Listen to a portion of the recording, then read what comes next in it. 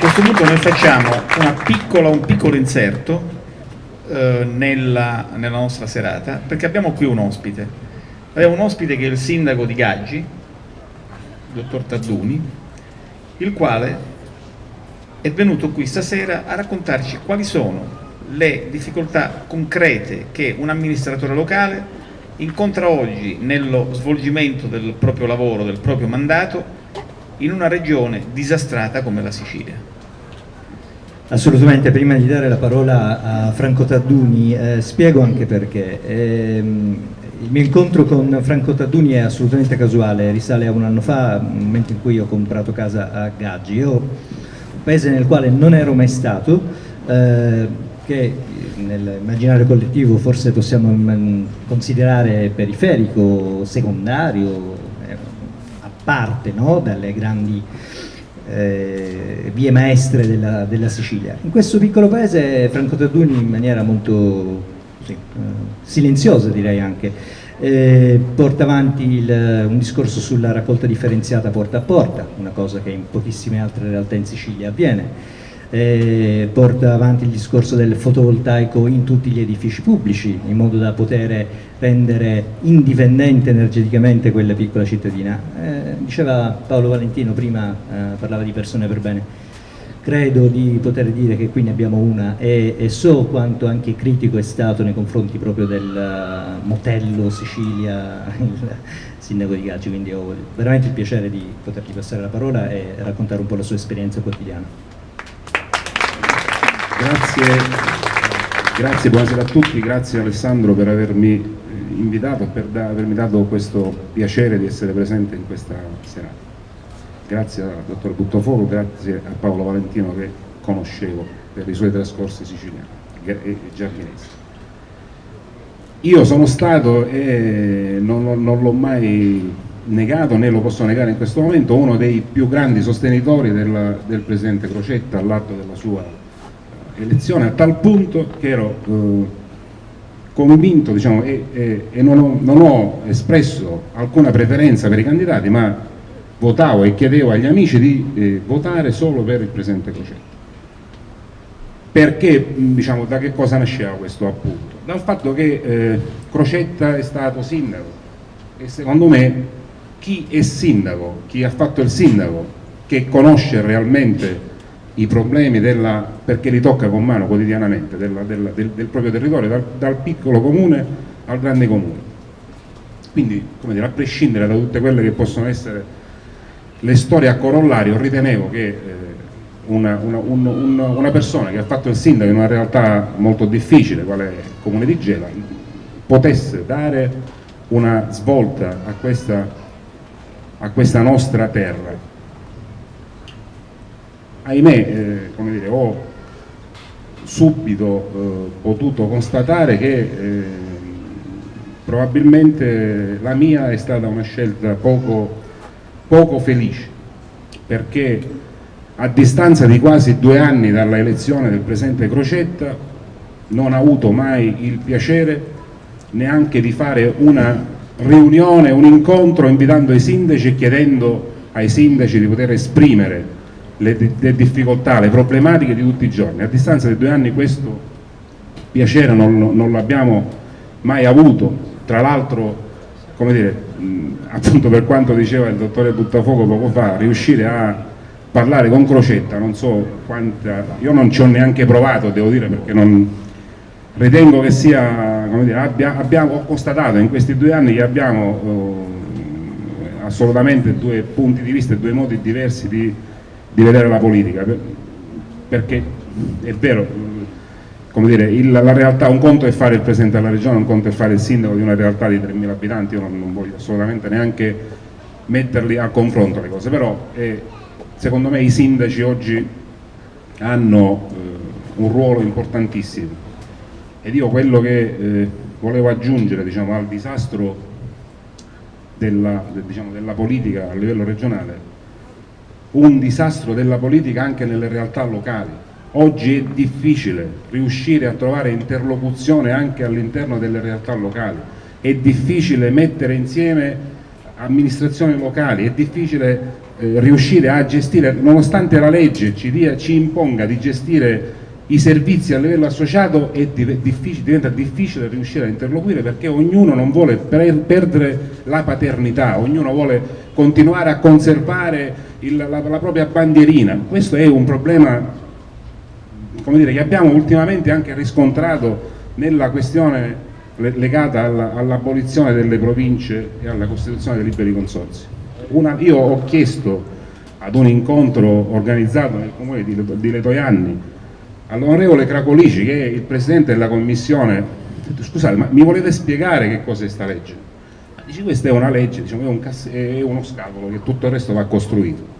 Cioè, scusa, un comune come fa a decidere se, come nel mio caso, se rimanere all'interno dell'area metropolitana o fare altro, quando non si sa né quali sono le competenze dell'area metropolitana, né quali sono le competenze del libero consorzio, né quali saranno? Ma dice, alla fine noi abbiamo dovuto fare questa legge perché c'era il concreto rischio che si doveva tornare alle elezioni per eleggere il presidente delle province. E quindi la rivoluzione, diciamo, come veniva definita dal presidente Crocetta, si è racchiusa in questo. È difficile, come dire, in questo contesto. Io sinceramente ho deciso, questo è il mio secondo mandato, ho deciso, come dire, di andare avanti a ruota libera, nel senso di non tenere più conto delle cose che si fanno, di quello che fa la regione e di quello che fa lo Stato, nel senso non sono anarchico, però, come dire, ritengo che un comune oggi, se vuole, ha la possibilità di potersi organizzare e di potersi gestire da solo, seguendo le leggi, le norme, per carità, senza invadere nessun campo, però, come dire, non stare ad aspettare che ti arriva, come dire, l'obolo dalla regione o dallo Stato, o fare come i questuanti, andare a cercare, come si fa nelle chiese, andare a cercare la questua. Non è più in questi termini. Ci siamo organizzati, diciamo, facendo delle cose nel nostro comune, attivando tutta una serie di, come diceva Alessandro, la raccolta differenziata, che oggi siamo al 70%, diciamo, nel giro, abbiamo abolito tutti i cassonetti e siamo al 70% con il sistema porta a porta, l'unico comune nel nostro ambito territoriale da Scaletta a Santa Domenica Vittoria che raggiunge questi risultati, gli altri non sono neanche al 10%. Abbiamo installato impianti fotovoltaici facendoci mutui in tutte le scuole senza chiedere finanziamenti e prendendo il bonus che ci serve in parte per pagare i mutui, i contratti, e in parte ci determina la sopravvivenza attiva nel bilancio. Stiamo cercando di fare altre cose, ci stiamo muovendo in modo diverso, facendo le piccole cose che sono le cose che di fatto servono al cittadino, perché il cittadino, quando viene a bussare al comune, ha un problema, e ad un problema bisogna dare una risposta. Se non si è in grado di dare una risposta, è meglio alzare bandiera bianca e dire: non siamo in grado di rispondere. E per poter dare risposte bisogna organizzarsi, perché né la regione né lo Stato sono in grado, né consentono ai comuni di poter dare risposte. Io raccolgo la provocazione, se così si può dire, del dottore Buttafuoco, che secondo me il problema non sono le province ma sono le regioni.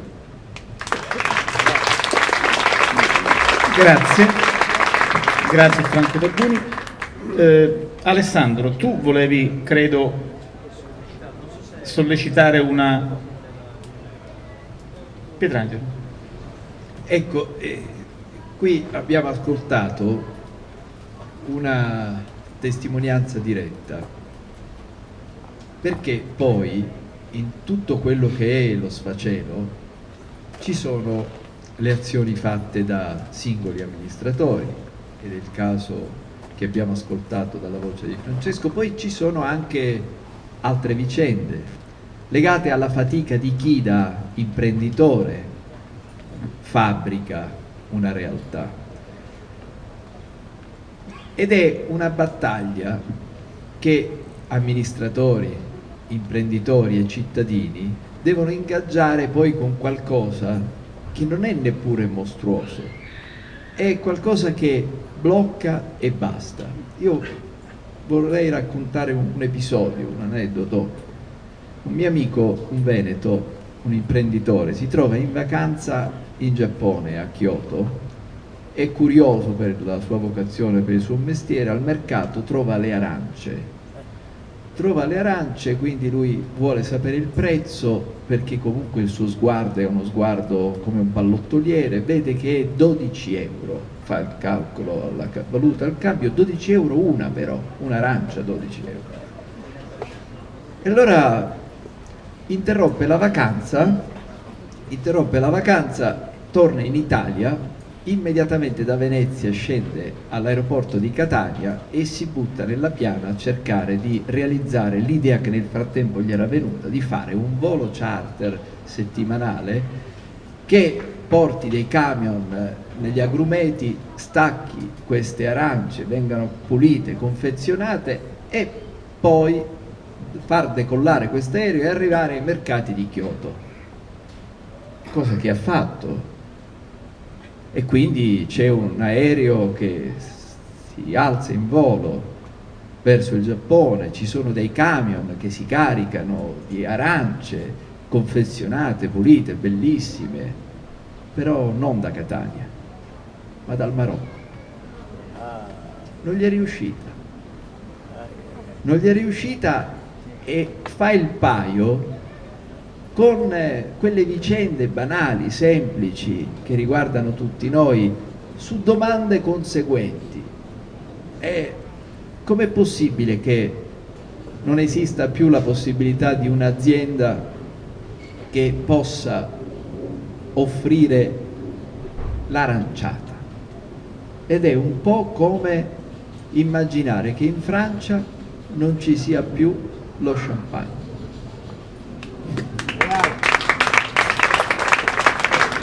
Alessandro, avevi tu uno spunto per Pietrangelo? Sì, un'altra sollecitazione. Fra i motivi per cui poi avevo un grande piacere di rivederla qui presso il nostro centro, c'è anche il fatto che anche noi ci occupiamo di istruzione, no? Questo è un centro privato, non ha mai beccato un euro di sovvenzionamento di nessun tipo, si tira avanti da 23 anni, ma lei scrive pagine importanti sulla formazione in Sicilia.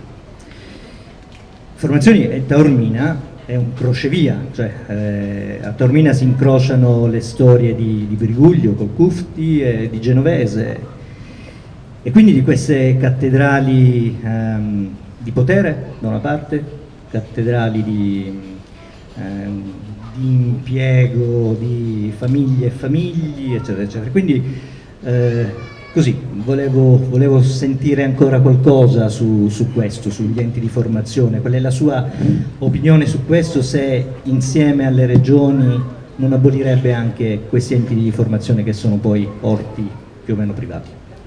Si immagini che l'assessore alla formazione, se non ricordo male, se nel frattempo non si è dimessa, se nel frattempo non c'è più, ed è veramente un dettaglio non da poco, l'assessore è una studentessa fuori corso. Il meccanismo è quello di disoccupati che rivestono il ruolo di docenti per formare a loro volta altri disoccupati che poi nella catena, sembra un po' la scena di Amici miei, quella della catena di affetti che nessuno può spezzare, diventeranno tali. È ovvio che bisogna mettere mano a questo capitolo, a questa vicenda, ma è tutto legato a quella idea del lavoro che abbiamo noi siciliani, che è l'idea del posto, che è un'idea che non produce ovviamente ricchezza, ma semplicemente consuma, perché poi è ovvio che questa stagione polemica debba rivolgere innanzitutto la questione e porre la questione delle questioni, perché non c'è dubbio che se le aziende crepano in Sicilia, crepano in virtù di un fatto, e cioè che l'unica industria riconosciuta è quella del pubblico impiego. Crepa l'economia in virtù anche di una demagogia, e cioè nel volere assecondare le clientele, e le clientele vengono imbrigliate dentro questi meccanismi che passano sempre attraverso la mediazione del pubblico impiego. È ovvio che bisogna muoversi in quella direzione, ma a che punto? Fino a qua? Io Per questo ritengo che nel frattempo le cose che ho visto, le cose che ho raccolto, le facce che ho incontrato mi hanno convinto di un risultato politico, politicissimo, perché dobbiamo liberarci innanzitutto dalle sirene della demagogia, dobbiamo liberarci dall'antipolitica, dobbiamo liberarci dai Masaniello, dobbiamo liberarci da tutte quelle forme pittoresche della cosiddetta rabbia. Abbiamo necessità soltanto di prendere coscienza, di avere freddo raziocinio su una situazione che sta diventando sempre più preoccupante, ma per tutti noi, non solo più ormai a immaginare chissà quali disperazioni. Ma io sono sicuro che se solo chiedessi a voi di alzare la mano nel dirmi no, io sono sicuro del futuro dei miei figli, io non potrei che esserne contento, ma sono sicuro che nessuno di noi qui può alzare la mano e dire siamo sicuri del futuro dei nostri figli. E a maggior ragione fa rabbia che tutto ciò accada in Sicilia, proprio perché la Sicilia non è il luogo delle potenzialità, è il luogo della fattualità delle cose. È incredibile come si possa essere così coglioni e abbandonati a noi stessi, è incredibile come si sia ridotta questa terra a diventare soltanto l'esercitazione, la fogna di un potere che ha soltanto un unico scopo di perpetuare se stesso e di avere un ricambio al proprio interno, senza tenere conto neppure di quello che dovrebbe essere l'interesse vero di ciascuno di noi. Interessa perfino a chi ha massacrato la Sicilia salvare la Sicilia, paradossalmente. Interessa anche a loro, non fosse altro per continuare ad avere qualcosa su cui razziare. Perfino la mafia è diventato il problema secondario in Sicilia. Ma io lo dico e lo ripeto, è sufficiente fare una passeggiata in tutti i posti di Sicilia per verificare come tutto è finito, come tutto è chiuso, i portoni sono sbarrati, non c'è più la possibilità di immaginare di poter costruire il futuro in queste realtà. Per questo fa rabbia, certo, tutta Italia va male, ma se c'era una specialità siciliana, se c'era una specificità, erano tutte specialità e specificità di qualità, di ricchezze, di una vera e propria potenza di territorio che non abbiamo mai voluto mettere in moto. Quando io vi ho riferito l'apologo dell'amico veneto che vuole vendere le arance a Kyoto, non l'ho detto, ma ci siamo capiti perché non è riuscito. Non l'ho detto, ma ci siamo capiti.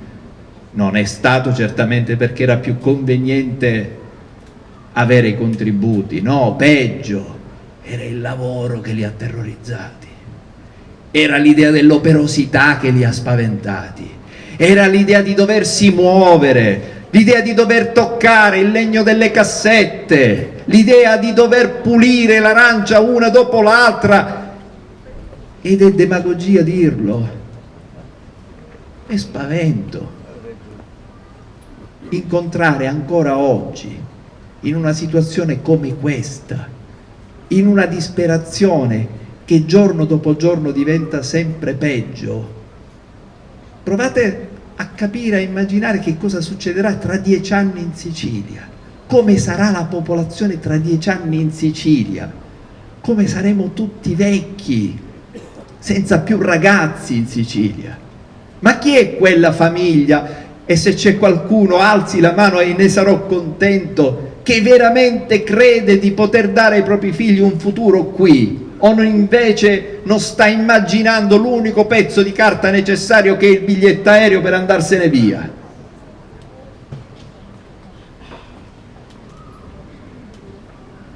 Per questo è faticoso. Vedi, io dovrei essere rodato, pronto, ne ho fatti tanti incontri, e giorno dopo giorno mi diventa difficile, pesante, perché mi ritrovo in questa condizione di dover prendere le braci con le mie mani e bruciarmi giorno dopo giorno. Cosa succederà dopo? Vedi, quelli che mi vogliono sporcare, fanno un discorso, chissà cosa c'è dietro, chissà qual è la mia vera meta, e io lo dico, è politica, ma non elettorale.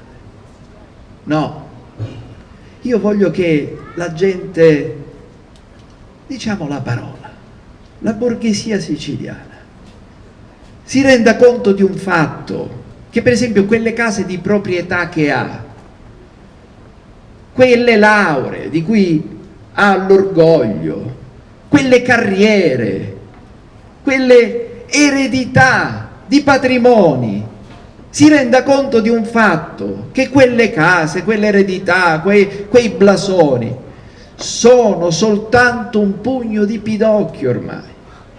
Non hanno più commercio, non hanno più mercato, non hanno più futuro. E se, diciamo la parola, la borghesia italiana, la borghesia siciliana se ne rende conto di tutto ciò, comincia a guardare alle cose da un'altra prospettiva, perché capisce che non sarà più la salvezza chiedere all'amico politico di poter avere, che so, un appalto, di poter avere un posto per il proprio figlio, per il proprio nipote. Ormai è finita, sono finiti i soldi e la possibilità anche di dare i cosiddetti posti. Che cosa volete di più? È tabula rasa.